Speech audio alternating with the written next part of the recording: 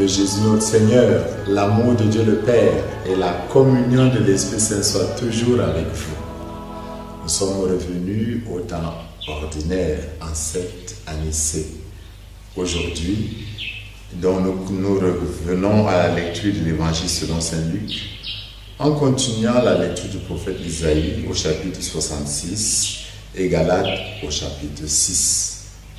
Nous y voyons comme condensé la mission universelle que Jésus est venu apporter, destinée à toutes les nations, comme manifestation de la consolation que Dieu apporte à son peuple. Dans la première lecture du livre du prophète Isaïe, nous avons ces mots qui reviennent. Réjouissez-vous avec Jérusalem, exultez en elle vous tous qui l'aimez, avec elle soyez pleins d'allégresse. Voici que je dirige vers elle la paix comme un fleuve. C'est Dieu qui apporte la consolation, la paix, l'exultation. C'est Dieu qui apporte l'abondance à Jérusalem. Mais ceci se réalise par le biais de la croix. Saint Paul, dans la lettre aux Galates, parle effectivement de la croix de notre Seigneur Jésus. Quand Saint Paul, notamment dans la lettre aux Galates, parle de la croix, il ne faut pas y voir des morceaux de bois. C'est tout le mystère pascal qui se dessine dans l'expression de la croix. Donc pour Saint Paul, la croix de notre Seigneur Jésus, c'est-à-dire son mystère de la passion, de la mort et de la résurrection, est au cœur de notre foi et c'est ce mystère qui fait notre fierté. Et c'est ce mystère qui apporte notre consolation. Ce qui compte, ce n'est pas être circoncis de Saint Paul ou d'être incirconcis. C'est d'être une création nouvelle, ce qui est opéré spécifiquement par la puissance de Jésus, mort et ressuscité, et qui nous apporte donc par l'envoi des disciples la grâce de Dieu sur le royaume. Et c'est effectivement le grand message de l'Évangile. Qu'est-ce que nous trouvons de beau dans l'Évangile? Jésus a déjà envoyé précédemment les 12. Maintenant, il envoie 72. Dans Genèse 10, nous voyons que l'ancienne mentalité concevait le monde comme composé de 72 nations. C'est comme si Jésus envoyait donc des disciples pour chaque nation sur cette terre. Effectivement, la parole de Dieu nous est parvenue parce que des gens ont été envoyés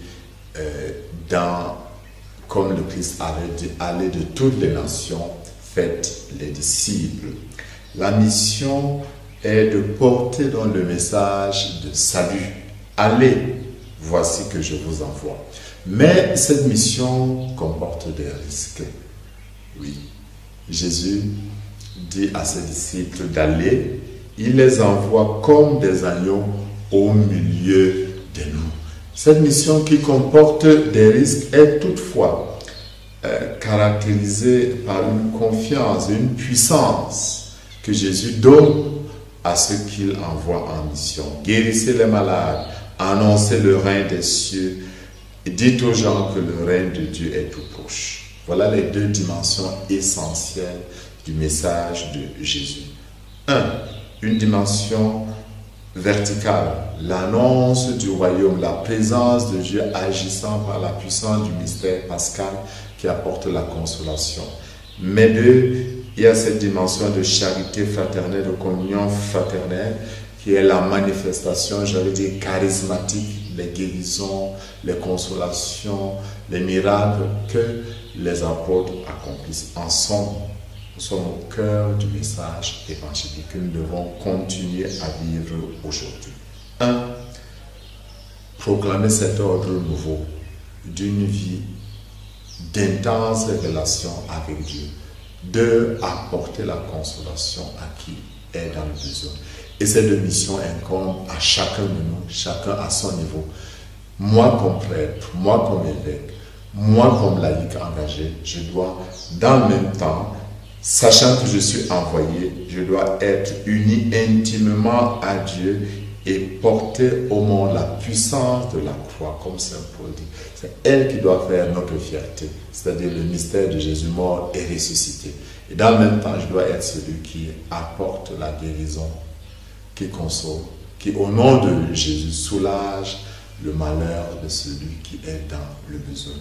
Qu'en ce jour, Dieu nous donne la grâce, la joie de l'évangile, une joie à partager, et qu'il nous bénisse au nom du Père et du Fils et du Saint-Esprit. Amen.